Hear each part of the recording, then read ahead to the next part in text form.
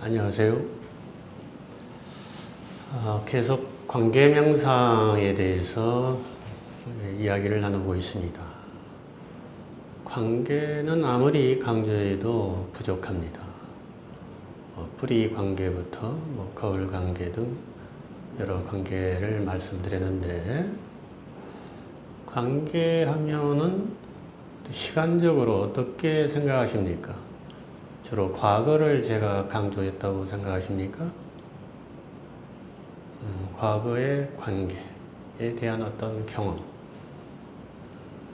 부정적인 요인이 현재와 미래를 지배한다.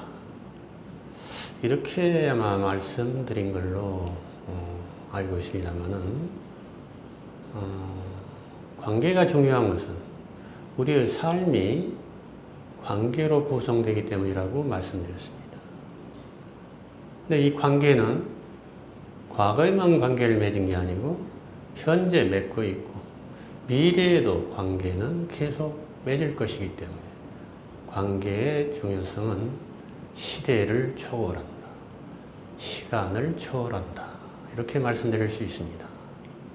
근데 과거의 관계의 앙금이 계속 현재와 미래에 파급을 미친다면 과거의 관계의 경험을 정리하고 치유할 수 있으면 치유하고 복원시킬 수 있다면 복원시키는 것이 급선무라고 생각됩니다.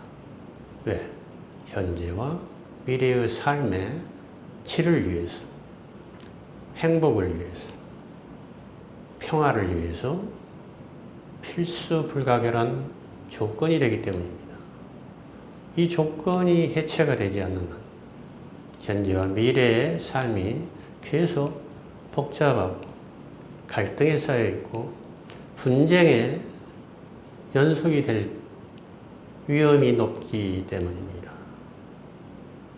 자, 부모님과 관계는 뿌리 관계라는데, 그 뿌리 관계의 경험이 계속 현재와 미래에 작용을 미치고 있다면 그것은 거울 관계라고도 할 수 있습니다.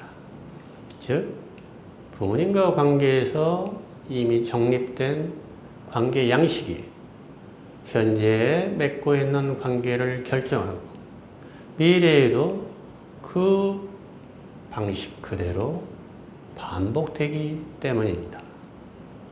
그래서 이것을 관계의 상속이다, 이런 표현도 씁니다. 관계의 양식이 계속 반복되어 나타난다. 이것을 조금 압축해서 관계의 상속이다.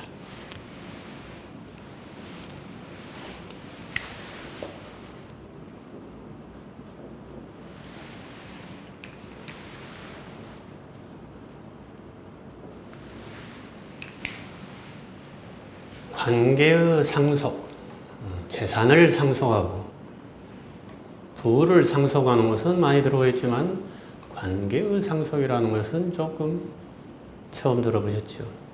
근데 불가에서는 업의 상속이라는 표현을 많이 씁니다. 카르마의 반복되는 패턴을 업의 상속이라고 그러죠. 즉, 부모님과 관계를 맺었던 관계 방식이 자식 때에도 물려준다 이거죠. 유산으로 물려진다는 얘기입니다. 즉, 사랑을 받지 못하고 자란 아이는 사랑을 받은 경험이 없기 때문에 사랑을 줄 모릅니다. 즉, 배우자에게도 그 자식의 자식에게도 사랑을 줄 모른다는 이야기죠. 어떻게 줄 모르기 때문입니다. 또는 사랑이 결핍되어 있기 때문입니다. 사랑이 없는 사람이 사랑을 나눠줄 수는 없는 것이죠. 내 통장이 더덕해야 그 통장을 열고 다른 사람들 또는 다른 자식들에게도 배분할 수 있는 것이죠. 통장에 잔고가 없다면 나눠줄 수가 없고 물려줄 수도 없죠. 사랑의 결핍을 상속한다. 이런 표현을 할 수도 있어요. 사랑이 많으면 사랑을 상속하지만 사랑이 부족하면 사랑의 부족함을 상속한다. 좀 더 구체적으로 말씀드리면 사랑의 부족이란 것은 인색하고 냉정하고 무정하고 사실은 자비가 없는 것을 말합니다. 자비가 없는 게 무엇입니까? 무자비입니다. 요즘 주변을 보십시오. 무자비한 사람들의 모습들이 너무 많이 등장하고 있습니다. 내가 직접 경험을 못해도 매스컴을 통해서 정치판에서 또는 공사 현장에서 안전불감증으로 각 회사와 우리 회사 간의 불공정한 관계에서 무자비함이 너무너무 많이 등장하고 있습니다. 자비롭지 못하다는 이야기죠. 그만큼 마음에 여유들이 없고 따스함이 없고 온정이 없다는 것이죠. 이게 어디서 비롯되나요?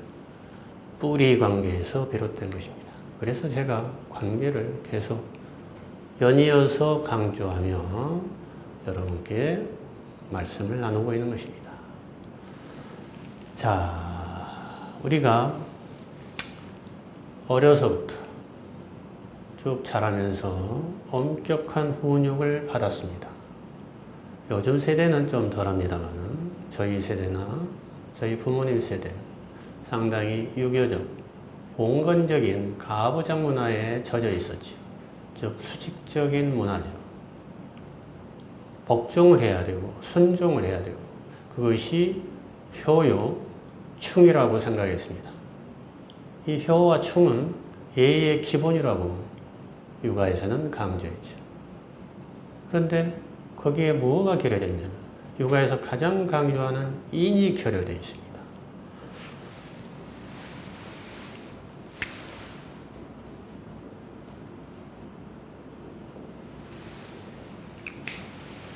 예와 의, 예의를 강조한 나머지 예의는 어떻게 보면 하드웨어라고 할 수 있습니다. 형식적인 윤리규범, 덕성이라고 할 수 있습니다.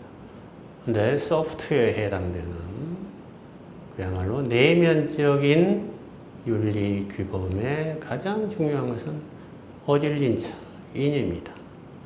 기독교적인 사랑이요, 불교적인 표현으로는 자비라고 할 수 있는 이 인을 가장 중심, 몸통으로 해서 팔다리에 예와 이가 있어야만 온전한 육아의 정신이 발현될 텐데 이는 뒤로 놔두고 충과 효만 강조한다면 그 구성원들, 국가가 됐건 사회가 됐건 조직이 됐건 조그만 회사가 됐건 집안이 됐건 형식적인 수직 문화, 즉 상위 하달, 위에서 말하면 아래에서는 무조건 따르고 복종해야 된다. 이게 수직 문화의 기본 골격 아니겠습니까?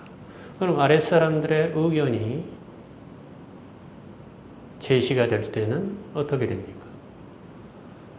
아랫사람들이 그냥 옳다고 하면 의견은 없죠.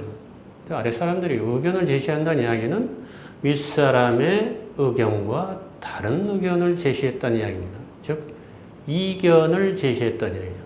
근데 이 이견에 대해서 나와 다른 생각을 가지고 있는 견해가 이견 아니겠습니까? 이 이견에 대해서 수용적이고 관용적인 문화는 수평적인 문화입니다.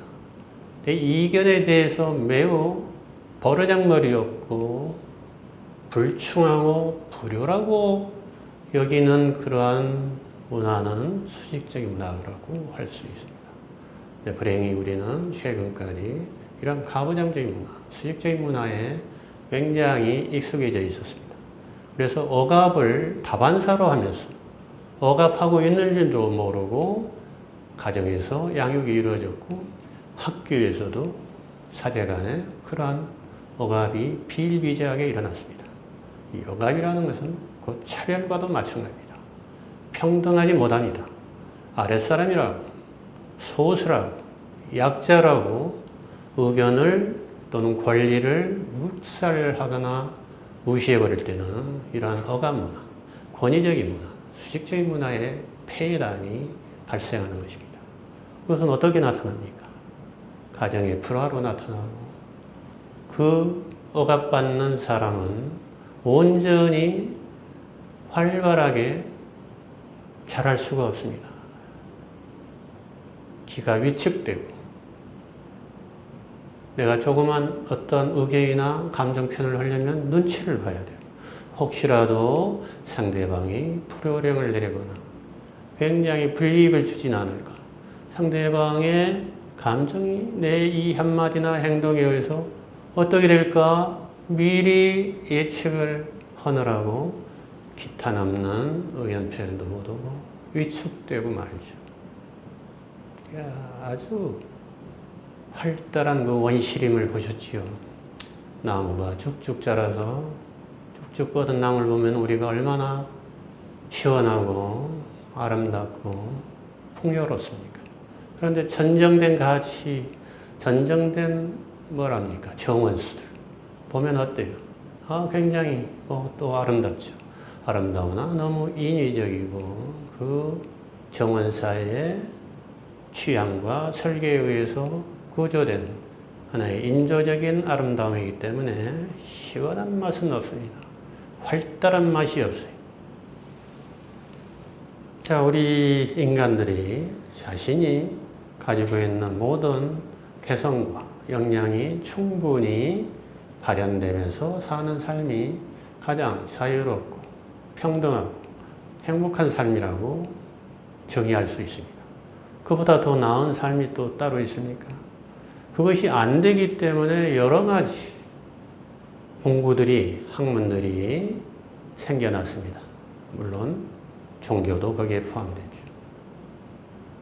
삶의 질을 높이고 삶의 행복을 위해서, 고통받지 않기 위해서, 현재 마음이 평화롭지 못하기 때문에 그것을 역전시키기 위해서 우리는 수많은 마음 공부나 종교 생활을 하게 됩니다. 근데 그 종교 생활마저 권위적이고 억압적인 형태로 전수된다면 그것은 어떻게 보면 세뇌당하는 것과 마찬가지입니다. 자신의 의견이나 신념이 아니라 누가 그랬다더라. 성현이 이렇게 했으니까 이렇게 해야 된다. 나의 의견은 억압돼 버리고 훌륭한 말씀, 훌륭한 경전을 통째로 외우고 그것을 신봉하고 따르는 비주체적인 삶이 되고 말죠. 그것은 일시적으로는 마음의 평화와 행복을 주는 것처럼 보이지만 정작 현실의 삶의 큰 파도를 만나버리면 무너지기가 쉽습니다. 왜? 내 것이 아니기 때문입니다. 내 실력이 아니고 내 능력이 아니기 때문에, 주체적인 역량이 부족하기 때문에 외부의 조언과 외부의 가르침이 없는 상태에서는 속수무책으로 파도에 휩쓸리고 마는 것이죠.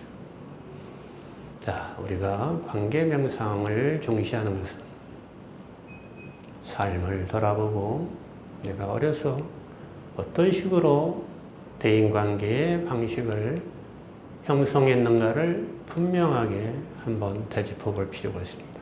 그래서 현재 나의 대인관계 방식이 어떠한가를 점검해 봐야죠. 그리고 문제가 있다면 그것을 시정하고 미래의 관계를 복원, 정상화시켜야 될 것입니다.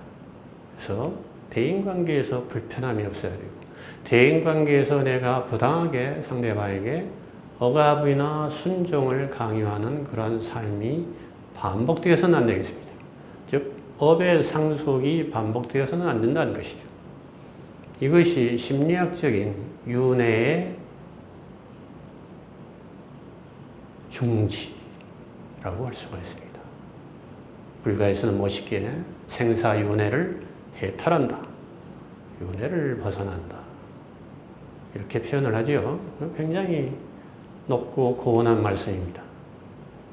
그러나 내면적으로 보면은 우리 삶의 양식이 바뀌고 부정적인 삶의 방식에서 긍정적이고 평화롭고 안전한 서로 화합하는 그런 관계 양식으로 전환되는 것을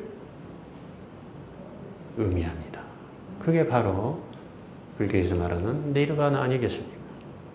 극락정토가 어디 하늘나라 별세계에 별도의 은하계 또는 우주계에 존재하는 것이 아니라 우리의 삶, 현실에서 즉각 실현된다는 것이죠. 이 정도로 해서 관계 명상을 조금 마치겠습니다. 잠시 눈을 감고 한번 삶을 돌아보고 부모님과 관계를 한번 떠올려 보시고 그 후에 초등학교 때, 중고등학교 학창시절 때 맺은 관계 양식들 그리고 사회에 나와서 직장에서 맺은 관계 양식 그리고 결혼해서 배우자와 맺은 관계 양식이 현재 어떻게 벌어지고 있는지 그리하여 자식을 낳아가지고 자식과의 관계는 현재 어디쯤 진행되고 있는지 한번 돌아보는 시간이 매우 소중하다 하겠습니다. 마치기 전에 눈을 한번 감고 호흡을 바라본 후에 삶을 5분 또는 10분 돌아보시기 바랍니다. 감사합니다.